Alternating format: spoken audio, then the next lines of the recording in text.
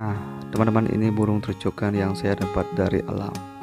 Burung tercokan ini sudah ngepur dan saya akan tukar dengan burung pengicau kecil yang dari dulu saya idamkan.